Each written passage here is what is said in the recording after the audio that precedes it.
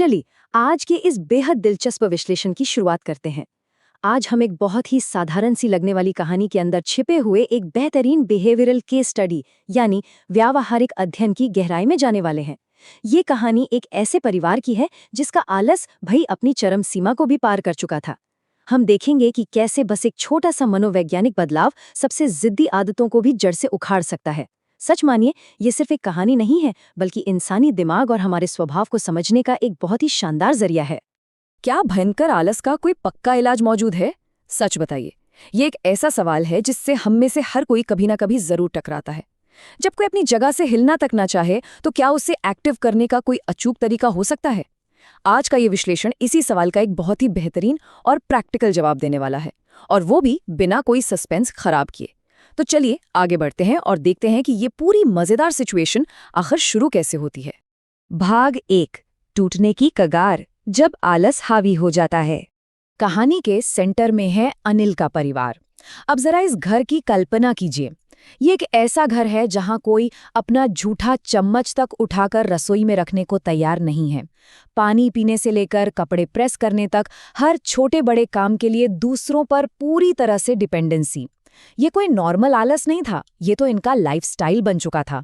बेचारी घर की इकलौती नौकरानी झूमकी इस बेकाबू स्थिति से इतनी परेशान हो जाती है कि वो फ्रस्ट्रेशन में कहती है, आपके परिवार वाले मुझे गोल गोल पंखे की स्पीड में घुमाते हैं। परिवार का आलस इतना भयानक था कि झुमकी काम के बोझ तले बुरी तरह दब चुकी थी। उसने साफ वार्निंग दे दी कि इतने नखरों के लिए उसे अब सीधे डबल पैसा चाहिए, वरना वो 1 मिनट नहीं टिकेगी। परिवार की रोज की फरमाइशें सुनेंगे तो सच में हैरान रह जाएंगे। सुबह नाश्ते का टाइम होता नहीं कि डिमांड्स की लिस्ट शुरू। किसी को उपमा चाहिए, दूसरे को आलू की कचौड़ियां, तो किसी तीसरे को चने की दाल के पराठे और बन मस्का। मतलब ये घर कम और कोई 5 स्टार रेस्टोरेंट ज्यादा लग रहा था। स्थिति इतनी बेकाबू और हास्यास्पद हो चुकी थी कि हर कोई बस बिस्तर पर पड़े पड़े अपनी अलग फरमाइश कर रहा था। अब इन सब का सीधा नतीजा क्या होता है? पूरे 5,000 रुपए का एक्स्ट्रा खर्चा। परेशान होकर झुमकी ने एक नया रूल निकाल दिया कि हर इंसान के लिए अलग अलग खाना बनाने का वो हर महीने 5,000 रुपए ज्यादा लेगी। अब ये सीधे घर के मुखिया यानी अनिल की जेब पर एक बहुत बड़ा झटका था। झुमकी की बढ़ती डिमांड्स और परिवार का ये बेलगाम आलस अनिल के लिए सच में एक बहुत बड़ी आर्थिक और मानसिक समस्या बन गया था। और ठीक यहीं से अनिल मजबूर हो जाता है एक ऐसी साइकोलॉजिकल स्ट्रैटेजी बनाने के लिए जो इस पूरे घर का नक्शा ही बदल दे। भाग 2, रणनीतिक हस्तक्षेप यानी अनिल का 1 बजे का सख्त नियम। चीजों को ट्रैक पर लाने के लिए अनिल ने एक ऐसा कठोर कदम उठाया जिसके बारे में घर में किसी ने सपने में भी नहीं सोचा था। उसने साफ ऐलान कर दिया कि अब से इस घर में दिन में केवल एक ही बार खाना बनेगा, और वो भी ठीक दोपहर के 1 बजे। सबको उसी समय पेट भर के खाना होगा और सबके लिए सिर्फ एक ही चीज बनेगी, कोई अलग फरमाइश नहीं। ये नियम सुनते ही जैसे पूरे परिवार के पैरों तले जमीन खिसक गई। जिनकी सुबह बिस्तर पर गर्मा गर्म पराठों और चाय से होती थी, उनके इस आलीशान लाइफस्टाइल पर ये एक बहुत बड़ा और सीधा प्रहार था। अब अनिल ने अपने इस अजीब व गरीब नियम के पीछे क्या तर्क दिया?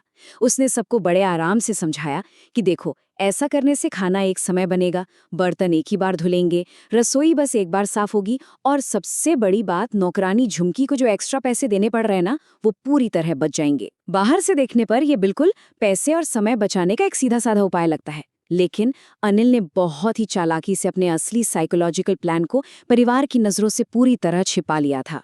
भाग 3, आधी रात की खुफिया रसोई और भूखों का संघर्ष। दोपहर 1 बजे के खाने के बाद रात होते होते परिवार वालों का भूख से इतना बुरा हाल होने लगता है कि वे चुंबक की तरह रसोई की तरफ खिंचे चले आते हैं।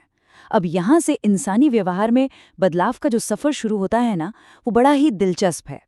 पहली रात बहुओं को भूख के बारे नींद नहीं आती, तो वे छुपकर रसोई में जाती हैं और सिर्फ मैगी बनाकर काम चलाती हैं। दूसरी रात, अब भाई सिर्फ मैगी से तो पेट नहीं भर रहा, तो यूट्यूब पर झटपट बनने वाली रेसिपीज खोजना शुरू। और तीसरी रात आते आते तो कमाल ही हो गया, वे पूरी तैयारी के साथ मटर पनीर और शाही पनीर जैसी शानदार डिशेस पकाने लगी। सोचिए, केवल कुछ ही रातों में 1 चम्मच न उठाने वाले लोग खुद मास्टर शेफ बन गए। और सबसे बड़ी विडंबना तो यहाँ देखिए, परिवार को ये खौफ सताने लगा था कि अगर अनिल सुबह उठा और उसने जूठे बर्तन या गंदी रसोई देख ली तो घर में बहुत भारी हंगामा हो जाएगा। इसलिए पकड़े जाने से बचने के लिए अपना शानदार खाना खाने के बाद वो खुद ही सारे बर्तन धोने लगे और रसोई को रगड़ रगड़ कर चमकाने लगे। है ना मजेदार बात? अपने आधी रात के खाने के राज को छुपाने के चक्कर में वे जाने अनजाने में खुशी खुशी वही काम करने लगे जिससे वो जिंदगी भर भागते आ रहे थे। इस खुफिया कुकिंग की शुरुआत तो सिर्फ 2 बहुओं, सोनिया और निशा से हुई थी। लेकिन धीरे धीरे ये बदलाव एक पॉजिटिव छूत की बीमारी की तरह पूरे घर में फैल गया। जल्द ही सरला यानी उनकी सास और फिर धीरज भी इस आधी रात की कुकिंग पार्टी में शामिल हो गए। भूख ने न सिर्फ युवाओं का बल्कि पुरानी पीढ़ी का आलस भी छूमंतर कर दिया। सबने खुशी खुशी काम बांट लिया और सब एक साथ मिलकर रसोई संभालने लगे। भाग 4, मास्टरमाइंड का खुलासा, आत्मनिर्भरता का सबक। अब तो दिन के उजाले में भी परिवार खुद अपने छोटे मोटे काम करने लगा था, लेकिन पिक्चर में असली ट्विस्ट तो अभी बाकी था। जरा सोचिए उस वक्त क्या सस्पेंस रहा होगा जब एक रात परिवार हमेशा की तरह अपना लजीज खाना बनाने के लिए दबे पांव रसोई में पहुंचता है, लेकिन वहां उन्हें एक बहुत बड़ा झटका लगता है। रसोई के दरवाजे पर एक बड़ा सा ताला लटका हुआ था और चाबी का कोई अता पता नहीं। जैसे वो ताला तोड़ने के लिए हथौड़ी उठाते हैं, अचानक सारी लाइटें जल उठती हैं और सामने हाथ में चाबी लिए खुद अनिल खड़ा होता है। अनिल परिवार को बिल्कुल रंगे हाथों पकड़ लेता है और तब वो एक बहुत ही गहरी बात कहता है, जो दरअसल इस पूरे विश्लेषण का मेन मैसेज भी है। वो कहता है, भूख इंसान से भीख भी मंगवा सकती है और एक निकम्मे इंसान को कमाने वाला भी बना सकती है। इससे ये बिल्कुल साफ हो जाता है कि अनिल ने ये सब पूरी प्लानिंग के साथ जानबूझकर किया था। उसे पता था कि घर में आलस इस कदर भर चुका है कि इसे तोड़ने का सिर्फ एक ही तरीका है, उनकी सबसे बुनियादी जरूरत यानी भूख पर सीधा वार करना। उसने भूख के मनोविज्ञान का इस्तेमाल करके उन्हें मजबूरन आत्मनिर्भरता की तरफ धकेल दिया।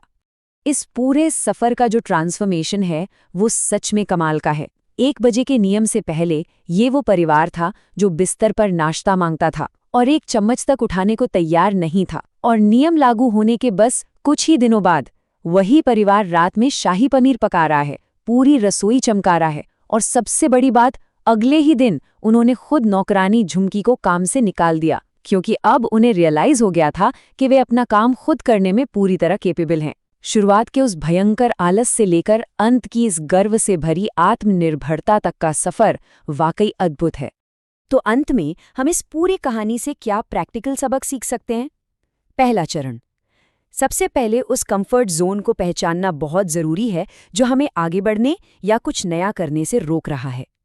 दूसरा चरण, फिर उस सुख सुविधा की थोड़ी कमी पैदा करना जिसे हम आर्टिफिशियल स्कार्सिटी या कृत्रिम कमी कहते हैं, बिल्कुल वैसे ही जैसे अनिल ने आसानी से मिलने वाले खाने का टाइम लिमिट कर दिया था।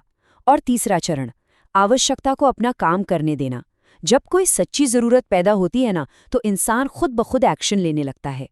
अब ये सोचने वाली बात है कि हमारे अपने जीवन में ऐसी कौन सी बुरी आदतें हैं जिन्हें अत्यधिक सुविधाओं को थोड़ा कम करके आसानी से तोड़ा जा सकता है। आज के इस विश्लेषण में बस इतना ही। इस सवाल पर गौर जरूर कीजिएगा। Thanks for watching my videos. Please like and subscribe.